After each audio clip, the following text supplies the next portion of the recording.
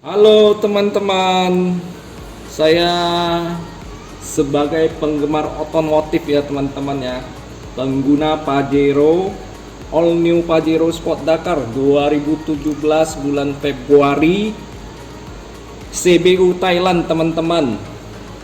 Saya mau membagikan pengalaman sesuai dengan kapasitas saya ya teman-teman ya. Saya ingin memberikan informasi berdasarkan pengalaman buruk saya tentang rem mobil teman-teman. Nanti teman-teman bisa ambil hikmahnya dan mana yang baik, mana yang buruk ya. Jadi di zaman dulu teman-teman, saat masih kurang memperhatikan mobil, kita kan udah punya mobil ya teman-teman ya. Kampas rem mobil itu sudah tipis, tapi tidak saya ganti teman-teman untuk menghemat gitu ya. Akibatnya ini kampas rem tidak bisa membuang panas dari piringan, dan saat pengereman tidak pakam dan menabrak pantat mobil orang teman-teman. Habis sampai 2-3 juta ya. Itu satu teman-teman. Kedua, jarang servis rem atau memperhatikan rem mobil teman-teman. Akibatnya pernah mengalami kaliper ini teman-teman, kakinya kaliper rem ya. Ini patah semua, hancur. Rem brong gitu. Langsung minyak rem habis semua. Blong, untung nggak ada masalah teman-teman. Dikasih selamat oleh Yang Maha Kuasa teman-teman. Ketiga teman-teman, pernah mengalami ban belakang ya. Ban belakang itu gini, copot semua teman-teman, karena tidak pernah memperhatikan mobil itu teman-teman. Asal hidup pakai jalan gitu. Jadi keempat, pernah coba, itulah gatal teman-teman ya tangannya, pingin mencoba percobaannya ya. Pernah mencoba mematikan mesin mobil ya, Toyota Avanza manual saat di jalan turun-turunan panjang itu, curam gitu ya. Saya pingin ngetes gitu, dimatikan mobilnya, akibatnya pedal rem jadi keras dan tidak berfungsi untuk melakukan pengereman seperti rem blong gitu teman-teman, blong. Jadi kalau untuk antisipasinya, saya saat itu untuk menghentikan mobil, saya langsung menyalakan kembali mesin mobil dan menghidupkan mesin mobil agar rem berfungsi maksimal pengereman teman-teman. Akhirnya selamat. Karena sudah pernah mengalami kejadian buruk ya tentang rem mobil di masa lalu. Jadi setelah punya ANPES Dakar bulan Februari tahun 2017 ya teman-teman ya, saya selalu servis rutin dan mengganti cairan rem teman-teman. Pertama, lakukan servis dan pengecekan rem utama dan EPB setiap 10.000 km atau 5-6 bulan sekali, tergantung mana yang dicapai duluan teman-teman. Kedua, ganti minyak rem setiap 30.000 km atau setahun sekali, tergantung mana yang dicapai duluan teman-teman. Ketiga, gantilah kampas rem jika sudah tipis atau tidak layak pakai teman-teman ya kampas rem. Keempat, teman-teman, gantilah piringan atau disc brake apabila sudah tipis teman-teman. Ini bisa pecah disc brake kalau udah tipis teman-teman. Akibatnya bisa lebih berbahaya teman-teman. Bisa merembet kepada kaliper hancur, terus ban bisa meledak, atau macem-macem lah, mobil bisa kebalik lah teman-teman. Kelima, gantilah seal kit kaliper rem kalau sudah tidak layak pakai. Keenam, periksa selalu piston rem apakah masih berfungsi dengan maksimal atau tidak teman-teman. Ketujuh teman-teman, sering periksa booster rem, master rem, dan jalur-jalur di sini ya teman-teman ya, apakah mengalami rembes atau cairan rem berkurang. Teman-teman, pada pertengahan tahun 2019 saya mau menceritakan kejadian ya saat melakukan touring ya ke Banda Aceh teman-teman.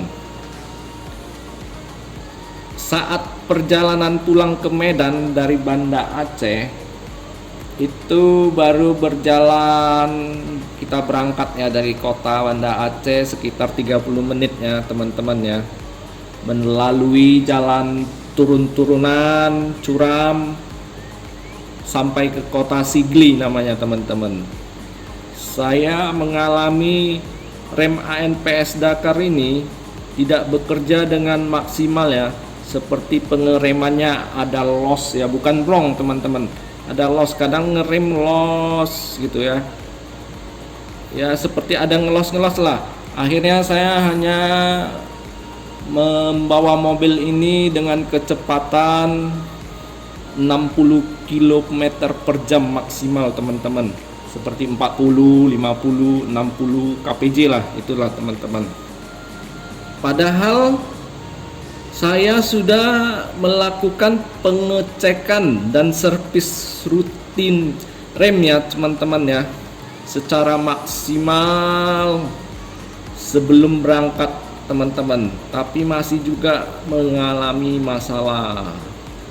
Lalu setelah sampai di Medan, saya melakukan pengecekan ulang teman-teman secara detail dari kampas rem, piston rem, kaliper rem, seal kit rem, minyak rem, booster rem, master rem, pedal rem, modul ABS, tidak ada masalah. Sampai bleeding minyak rem lagi saya pingin, tidak ada kadar air ataupun buih ya. Semua keadaannya baik dan bagus. Karena tidak puas dan penasaran, permasalahan belum saya temukan, akhirnya saya mengecek wheel speed sensor ya teman-teman ya, di keempat roda ban, dan saya mulai dengan roda ban bagian kiri dan kanan depan teman-teman, dan dibuka dengan kunci 12 ya teman-teman ya, baut 12, kunci 12 di sini. Nah, kita cek semua teman-teman, kita cek wheel speed sensornya apakah ada cacat atau tidak ya pada tahun 2019 itu, atau kotor seperti menempel debu yang parah ya. Tapi di bagian depan kiri kanan itu semua bagus teman-teman, tidak ada masalah, semua oke, mantap. Mulai dari sini rotornya juga teman-teman, rotor persegi ini harus dicek, tidak boleh sompel ataupun cacat ya teman-teman ya. Ini sensornya tidak boleh cacat. Lanjut ya teman-teman ya, pengecekan wheel speed sensor bagian roda ban belakang, dibuka dengan kunci 12, bautnya 12 ya teman-teman ya. Nah, posisi letaknya di bagian sini teman-teman. Dan saya cek bagian kiri sebelah sana sudah oke, bagus dan bersih teman-teman. Dan saat saya buka di bagian sebelah kanan, bagian supir belakang ini teman-teman, saya menemukan sensor ini tertutup oleh grease kental hitam ya, grease kotor ya, menutupin semua sensor ini. Dan indikasi di dashboard tidak ada menunjukkan tanda tidak normal ya, lampunya tidak hidup atau apa ya, indikasi-indikasi bermasalah dengan sensor lah teman-teman. Jadi saya bersihkan ini semua teman-teman, saya lap bersihkan dan saya pasang kembali sesuai dengan yang saya buka tadi. Dan saya lakukan test drive gitu ya teman-teman ya. tidak pernah lagi mengalami remnya loss gitu atau kebrong gitu ya. Nah, kemungkinan masalah ini dari wheel speed sensor ini teman-teman, yang tertutup oleh kotoran yang sangat hitam kental seperti jelly gitu ya, seperti grass teman-teman. Dan sampai sekarang mobilnya bisa berjalan dengan baik dan bagus. Teman-teman, setelah saya pelajari, sebenarnya teman-teman, sistem rem utama kita ini berhubungan dengan ABS, ASTC, electric parking brake, dan berhubungan dengan sensornya wheel speed sensor, berhubungan dengan ECU yang memakai sistem komputerisasi saat pengereman ya teman-teman ya. Nah, ini teman-teman ya, saya hidupkan di dashboard. Inilah ada electric parking brake ya teman-teman ya. Yang warna kuning itu indikatornya EPB, ASTC, dan ABS teman-teman. Saling berhubungan dengan wheel speed sensor. Dan untuk membuktikannya, kita akan mencabut kabel wheel speed sensor. Nanti lampu indikator ini akan menyala terus teman-teman. Berarti bermasalah gitu kalau menyala terus. Ini teman-teman ya, seperti gini. Kalau dia mati indikatornya berarti bagus, oke. Ntar kalau kita hidupin nyala terus nggak mati, berarti bermasalah teman-teman. Jadi saya akan cabut kabelnya. Teman-teman, untuk membuktikannya kita percobaan dengan wheel speed sensor sebelah kanan depan ya, bagian supir ya. Ini dia ya teman-teman ya, kabelnya kita terusurin dulu teman-teman. Ini lanjut kemari ya kan, naik jalan terus sampai kemari ya teman-teman ya. Nah, melingkari seksi ini dalam. Nah, inilah soketnya teman-teman. Ini soketnya akan kita coba cabut teman-teman. Akan kita cabut dan sudah tercabut. Apakah lampu indikator ABS, electric parking brake, sama ASTC akan menyala terus, mengindikasikan kerusakan. Teman-teman, soket kabel wheel speed sensor di bawah kolong bagian depan mobil udah kita cabut tadi. Untuk membuktikannya, indikator lampu di dashboard kita hidupkan ya teman-teman ya. Apakah menunjukkan kerusakan atau tidak. Nah, ini ya teman-teman ya, lampu EPB nyala, ABS nyala, ASTC nyala, nggak mati-mati ya teman-teman ya. Nah, ini ASTC berkedip, parking brake service required, menyatakan ASTC service required, harus service required ABS teman-teman.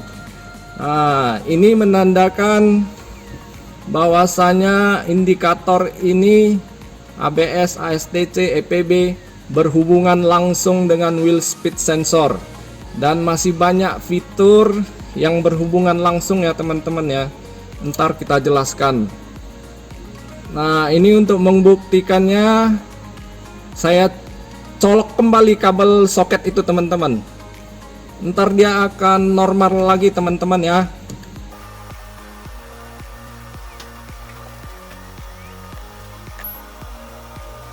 Teman-teman, tadi sudah kita colok kembali kabel soket wheel speed sensor, udah kita sambungkan. Coba kita hidupkan lagi ya teman-teman ya. Nah, ini udah kembali normal teman-teman. Soket tadi udah saya colokin dan normal kembali teman-teman. Artinya saya sudah buktikan wheel speed sensor ini berhubungan dengan rem utama, ABS, ASTC, EPB, dan fitur yang lain ya teman-teman ya. Teman-teman, cara mengecek wheel speed sensor secara visual ya, tanpa alat scan di rumah atau di perjalanan luar kota ya teman-teman. Pertama, telusurin kabel wheel speed sensor ya teman-teman. Di keempat roda ban ini kabelnya ditelusurin sampai ke kolong mobil, apakah ada cacat atau putus. Kalau ada, disambung. Kedua, cek sensor apakah tertutup kotoran teman-teman. Kalau tertutup kotoran, dibersihkan, pasang kembali. Ketiga, sensor tidak boleh mengalami cacat ya teman-teman ya, atau sompel gini kebentur, tidak persegi lagi. Ini bisa menyebabkan pembacaan error atau lampu indikator di dashboard menyala. Keempat, rotor ini teman-teman ya. Teman-teman harus cek rotor persegi ini, tidak boleh mengalami cacat atau kebentur, tidak persegi lagi gitu ya teman-teman ya. Bisa menyebabkan pembacaan error dan indikasi di dashboard menyala teman-teman. Jika kelima ya teman-teman ya. Kelima, jika sudah cek dengan cara 1 sampai dengan 4 dan tidak ada masalah, maka sensor ini yang mengalami kerusakan, tidak berfungsi lagi, harus diganti dengan yang baru.